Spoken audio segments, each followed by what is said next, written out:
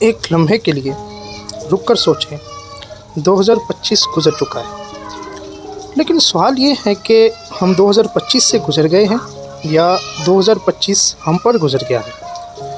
ये वो साल था जिसमें फ़ैसले भी हुए, खामोशियाँ भी रहीं और बहुत से सवाल बग़ैर जवाब के छोड़ दिए गए। ये वीडियो न जश्न की है ना ही मातम की, ये वीडियो है याद करने की, समझने की और ख़ुद से सवाल करने की। अगर आप वाकई जानना चाहते हैं कि 2025 पाकिस्तान के लिए असल में क्या था, तो ये वीडियो आप आखिर तक देखिएगा।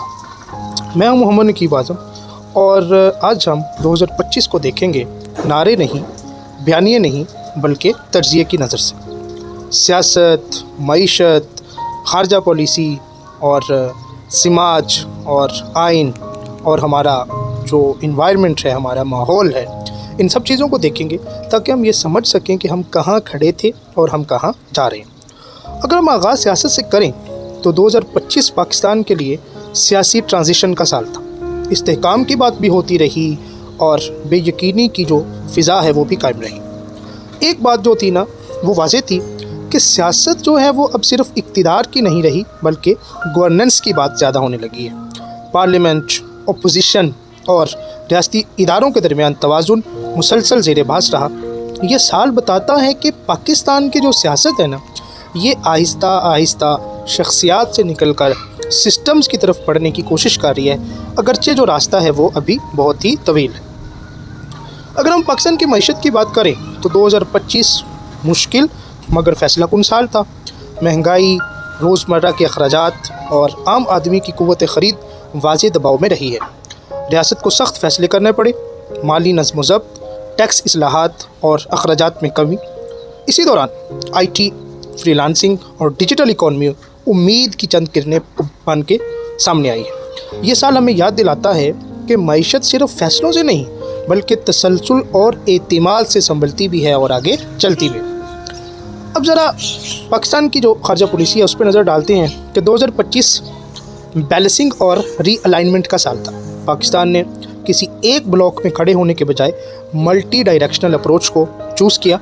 चीन के साथ ताल्लुकात स्ट्रेटेजिक होने के साथ साथ मुआशी सतह पर भी बरकरार रहे, ख़ास तौर पर CPEC के तसलसल में। सऊदी अरब और UAE के साथ ताल्लुकात सिफारतकारी से आगे बढ़कर सरमायाकारी और रोज़गार तक गए हैं। अमेरिका के साथ एक प्रैग्मेटिक रवैया नज़र आया है, ना गैर ज़रूरी कुर्बत, ना गैर ज़रूरी दूरी। ये सब इस बात की अलामत था कि पाकिस्तान ख़ारजा पॉलिसी में जज्बात नहीं, रियासती मफाद को मरकज़ में रखने की कोशिश कर रहे हैं। अगर हम पाकिस्तान के सोशल जो सिनेरियो उसकी बात करें तो जो 2025 था, इसमें हमने ये देखा कि जो अवाम है वो ज़्यादा बाखबर हो गए मगर ज़्यादा परेशान भी हो गए। सोशल मीडिया जो है ये राय साजी का ताकतवर ज़रिया बना। नौजवान जो है वो रोज़गार, मेरिट और मुस्तकबिल के हवाले से ज़्यादा सवाल पूछते हुए नज़र आए। ये साल वाज़ेह करता है कि पाकिस्तान का जो सबसे बड़ा असासा है वो उसकी नौजवान आबादी है और सबसे बड़ा ख़तरा उसी आबादी की मायूसी है। अगर हम आइन और कानून में जो डेवलपमेंट्स हुई हैं उनकी बात करें तो 2025 में आइन और कानून सिर्फ अदालतों तक महदूद नहीं रहे। इदारों की हुदूद, कानून की बालादस्ती और शहरी हुकूक अवामी गुफ्तगू का हिस्सा बने। ये एक मुस्बत इशारा था क्योंकि आइनी शऊर रियासत की मजबूती की बुनियाद होता है। अगर हम इन्वायरमेंट की बात करें, क्लाइमेट चेंजेस की बात करें तो हमें एक वाज़ेह वार्निंग मिली है इस 2025 में कि शदीद गर्मी जो है और अनएक्सपेक्टेड जो गैर मुतवक्का बारिशें हैं, पानी और ज़राअत के मसाइल हैं, ये सब हमें बता रहे थे कि मौसमियाती तब्दीली अब एक माहौलियाती नहीं बल्कि एक नेशनल इशू बन गया, ये कौमी मसला बन गया।